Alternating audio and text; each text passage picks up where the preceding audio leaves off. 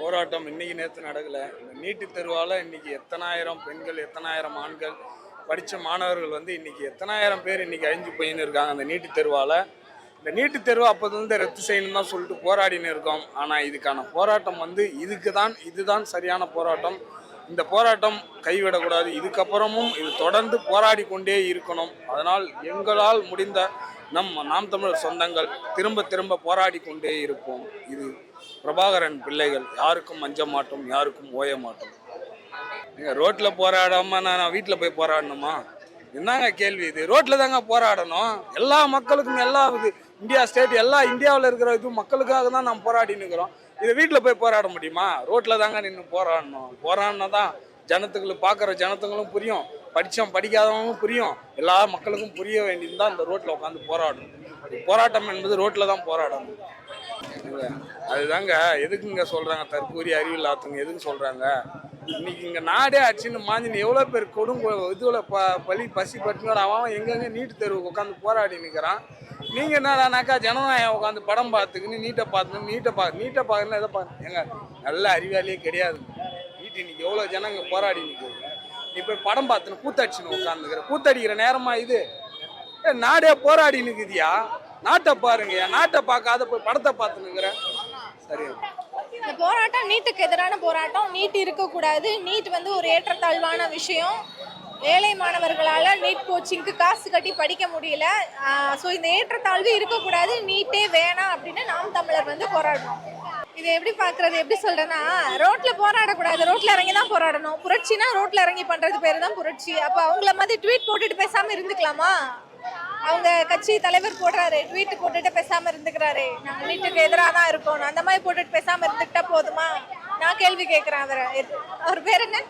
ராஜ்மோகன் எதிர்த்து நான் கேள்வி கேட்குறேன். அதுதான் தற்குறி கூட்டம் என்ன பண்ணும்? இப்போ நாட்டுக்கு தேவையான விஷயத்தை பற்றி பேசாமல் அந்த ஜனநாயகனை எப்படி மக்களுக்கு கொண்டு போய் சேர்க்கணும், ஜனநாயகன் எவ்வளோ கலெக்ஷன் ஆகும் அப்படின்னு மாறி மாறி டிபேட் பண்ணிக்கிட்டு, தேட்டரில் அழுது ட்ராமா பண்ணிக்கிட்டு, முட்டி போட்டு நடந்து மண் சோறு சாப்பிட்டுக்கிட்டு, இந்த மாதிரி ஒரு தற்குறி மாநிலமாக தமிழ்நாடு மாறிட்டு வருது. அது மட்டும் கன்ஃபார்ம். வடக்கணுங்களை தான் நம்ம இத்தனை நாள் தற்குறின்னு சொல்லிட்டு இருந்தோம். இப்போ வடக்கணுங்க நம்மளை பார்த்து தற்குறின்னு சொல்கிற நிலைமை வந்துருச்சு. இப்போ சீமான் முதல்வராக இருந்தா நீட்டையே ஒழிச்சிருவாரு. நீட்டே எங்களுக்கு வேணாம் அப்படின்றாரு. நீட்டே வேணாம். மத்திய அரசை நோக்கி நம்ம கேள்வி கேட்கணுங்க. மாநில அரசுனா என்ன? மத்திய அரசு ஏதோ சொன்னாலும் தலையாட்டிட்டு போறது மாநில அரசு கிடையாது. இப்ப மத்திய அரசு தப்பான ஒரு விஷயத்த கொண்டு வந்தா அதை எதிர்த்து கேள்வி கேட்கறது தான் மாநில அரசு.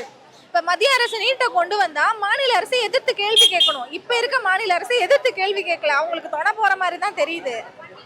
இதுக்கு முன்னாடி வரைக்கும், ஜெயிக்கிறதுக்கு முன்னாடி வரைக்கும் அவரோட நிலைப்பாடு வேற, விஜய் அவர்களோட நிலைப்பாடு வேற மாதிரி இருந்தது. ஜெயிச்சதுக்கு அப்புறம் வாயை திறந்து பேசவே இல்லை. ஜிப்பு. இந்த கூட்டம் மாணவர்களுக்கு அடிதடியா டெல்லியில பிரச்சனையானதுனால இந்த கூட்டம் நீட் தேர்வு முறையே ரத்துன்னு தான் இந்த மீட்டிங்கு. ரெண்டாவது, இது மாணவர்களுடைய கண்டன ஆர்ப்பாட்டம். மாணவர்களை துன்புறுத்துறதுனால இங்கே நாங்கள் கண்டன ஆர்ப்பாட்டம் ஏற்படுத்துவோம். அண்ணன் சீமான் தலைமையில் நாங்கள் கண்டன ஆர்ப்பாட்டம் ஏற்படுத்துவோம். அவர் ராஜ்மோகன் கல்வி இதில் டிபார்ட்மெண்ட் இருக்கிறனால அவர் பேசிட்டு இருக்காரு. அதை பற்றி தான் நாங்கள் பொருட்படுத்தலை. எங்களுடைய ராஜ்மோகனை சொன்னாலும் சொல்லலைனாலும் இந்த போராட்டங்களை நாங்கள் இறங்கி போராட்டம் பண்ண போகிறோம். அதுக்காக உறுதிப்படுத்த தான் இந்த போராட்டம். மாய உலகம் ஜனநாயக படம்ன்றது அவங்களும் ஜனநாயக படம் ஒரு 2-3 வருஷமாக படம் எடுத்து தள்ளி போனது இருக்குதா. ஆனால் இந்த இடத்துல ஜனநாயக படம் ரிலீஸ் பண்ணுறதுக்கு முன்னாடி இந்த நீட்டுக்காக போராடி தான் ஆகணும், பேசி தான் ஆகணும். படத்தை பற்றி பேசுறதை விட ஜனநாயக படத்தை பேச ஆகணும். இன்னைக்கு அப்படி தான் இருக்குது. நீட்டை பற்றி தான் இன்னைக்கு உலகமே பேசிட்டு இருக்கு. இன்னைக்கு ஃபர்ஸ்ட் டே தான் ஜனநாயக பற்றி பேசுனாங்க. 2வது டேலேருந்து நீட்டு அந்த பிரச்சனைகள், அது சார்ந்த பிரச்சனைகள் தான் இருக்குது. ஆனால் இந்த இடத்துல சில போலி அரசியல்கள் போலி களத்தில் இறங்கி வேலை செய்கிறாங்க. பட் அதுலேருந்து மாறுபட்டு மக்களுக்காகவும் மாணவர்களுக்காகவும் உறுதியாக நின்று போராடுறவங்க தான் நாம் தமிழர் கட்சி. அதுக்கு தான் இதோட இன்னைக்கு ஒரு டீசர். அழியவே இல்லை. உலகம் முழுவதும் இருக்குது நாம் தமிழர் கட்சி. எங்கே அழிஞ்சுது? எல்லாருக்கும் நாம் தமிழர் கட்சி உரம் கொடுத்துட்டு இருக்காங்க. உலகம் அழிஞ்சா நாம் தமிழர் அழிஞ்சிடும். உலகம் அழியாது. மலை, காடு, வளம், நீர் இதெல்லாம் பாதுகாக்கிறது. 5 எப்படி கொடுத்துருக்காங்களோ அந்த 5 பாதுகாக்கிறது தான் நாம் தமிழர் கட்சி. அது அழியறன்னு பேசுவாங்க, அவங்க தான் அழிஞ்சிட்டு இருப்பாங்க. அதை பற்றி நாங்கள் கவலைப்படல. நாங்கள் களத்தில் இறங்கி வேலை செய்ய தயாராக இருக்கோம். அடுத்த காலத்தில் நாங்கள் இருக்கோம். குறிப்பாக அம்பாசமுத்திரம் அந்த இடைத்தேர்தலில் நீங்கள் கண்டிப்பாக பார்ப்பீங்க. நிச்சயம் மாற்றம் இருக்கும். இப்போ நம்ம நாம் தமிழர் கட்சியிலேருந்து நீட் எதிர்ப்பு போராட்டம் நடத்தினாங்க. அது எப்படின்னா, மற்ற கட்சிகள் பண்ண மாதிரி இந்த தாவேக அரசு அந்த ஜனநாயகன் படத்தை பற்றியுமே பேசிகிட்டு இருக்காம தனித்துவமான அவங்க கொள்கைகளும் அவங்க கோட்பாடும் என்னங்கிற தெளிவாக சொல்லியிருந்தாங்க. கேள்விகள் எல்லாம் தாவேக அரசை பற்றின கேள்விகளாக தான் இருந்துச்சு. மற்றபடி அந்த ஜனநாயகன் படத்தை பற்றி, ஏன்னா மற்ற போராட்டங்கள்லாம் வெறும் ஜனநாயகன் படத்தை பற்றி போர்ட்ரேட் பண்ணுற மாதிரி இருந்துச்சு. ஆனால் இங்கே வந்து அந்த படத்தை பற்றி போர்ட்ரேட் பண்ணல. இப்போ இருக்க யங்ஸ்டர்ஸ் வந்து அந்த படத்தை பார்க்குறாங்கன்னா அது அவங்களோட சாய்ஸ். அது போராட்டம் பண்ணாங்கிறது அவங்களோட விருப்பம். ஆனால் மற்ற எல்லாரும் என்ன பண்ணாலும் அந்த படத்தை பற்றி முழுசாக பேசிட்டு இருக்காம தாவேக அரசை பற்றி கேள்வி கேட்குறாங்க. இப்போ இருக்க அந்த அமைச்சர்கள், கல்வித்துறை அமைச்சர்கள் வந்து போராட்டம் பண்ணுறதுக்கு எதுக்கு பண்ணாலும் ரோடு வந்து போராட்டம் பண்ணுறதுக்கு இல்லை, மக்களுக்கு இடையூறு பண்ணக்கூடாதுன்னு சொன்னாங்க. அப்போ படத்தை இப்போ கொண்டாடுறதுக்கு மட்டும் அந்த ரோடை யூஸ் பண்ணிக்கலாமா அப்படிங்கிற மாதிரி அதை கேள்வியாக கேட்டிருந்தாங்க. அப்புறம் வந்து இந்த அமைச்சர் புஷி ஆனந்த் வந்து கர்நாடகாவில் தண்ணி தரல, அதெல்லாம் பற்றி ஒரு வார்த்தை கூட கேட்கல. அதெல்லாம் பக்கம் கேட்க துப்பில்லாத புஷி ஆனந்த் வந்து ஜனநாயகன் படத்தை திருவிழா மாதிரி கொண்டாடணும்னு சொல்கிறாங்க. அது முழுக்க முழுக்க தப்பு தான்.